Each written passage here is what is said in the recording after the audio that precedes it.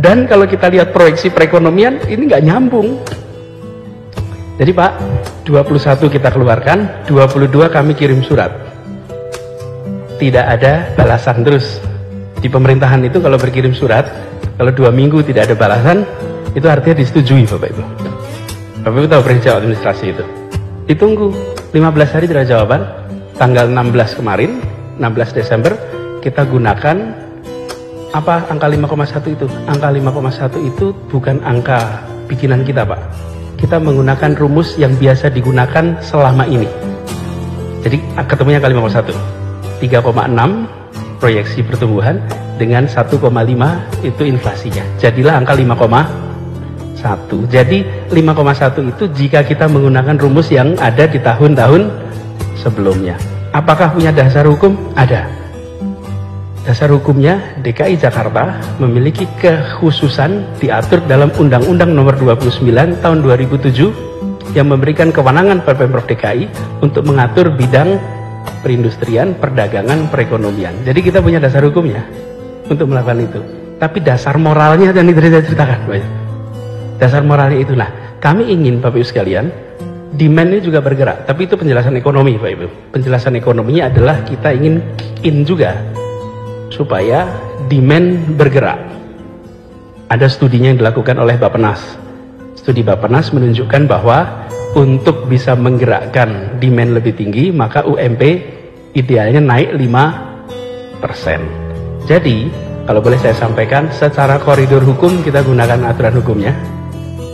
Lalu runtutan sejarahnya, kenapa kok munculnya bentuknya revisi? Karena di awal kami terus terang terkejut Pak.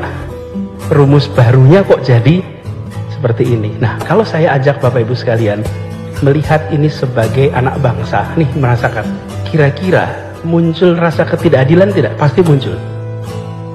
Saya itu sering merasa, sudahlah kita ini jangan sering-sering pakai divisi, dividing Pak. Pengusaha, buruh, kita ini dulunya sama kok. Dan kita di ruangan ini dulunya buruh kok. Gitu. Dulunya juga mulainya dari bawah kok. Gitu. Cuman kita ini kalau udah sampai atas suka lupa di bawah Pak. Gitu. Betul itu. Dan saya pun sering alami Pak. Coba kalau Pak foto-foto, ini pengalaman pribadi Pak. Foto-foto itu, ayo Pak ikut foto-foto. Itu setelah selesai foto, nanti nggak lama ada yang bilang, udah Pak ini capek, Pak ini capek. Yang bilang capek siapa? Yang udah foto Pak. Iya, yang belum foto nggak ada yang bilang udah capek. Ini gimana? Ini panjenengan sudah bisa foto, langsung bilang, udah, capek gitu loh gimana gitu. Ini kan kita itu begitu.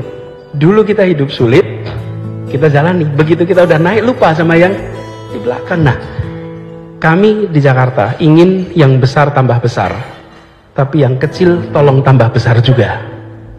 Jangan yang kecil tetap kecil, yang besar tambah besar. Membesarkan yang kecil tanpa mengecilkan yang besar. Yang besar tambah besar, tapi yang kecil juga boleh ikut besar. Gitu kira-kiranya. Nah, ini Bapak Ibu sekalian, sebabnya kita ambil policy itu, dan kami berharap, yuk bebannya dipegang sama-sama.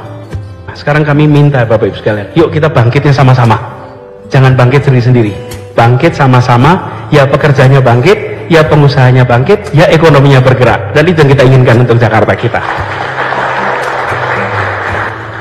Dan Bapak Ibu, kita makan malam di sebuah gedung yang lokasinya hanya 1,1 km dari gedung namanya Gedung Pancasila, Bapak Ibu.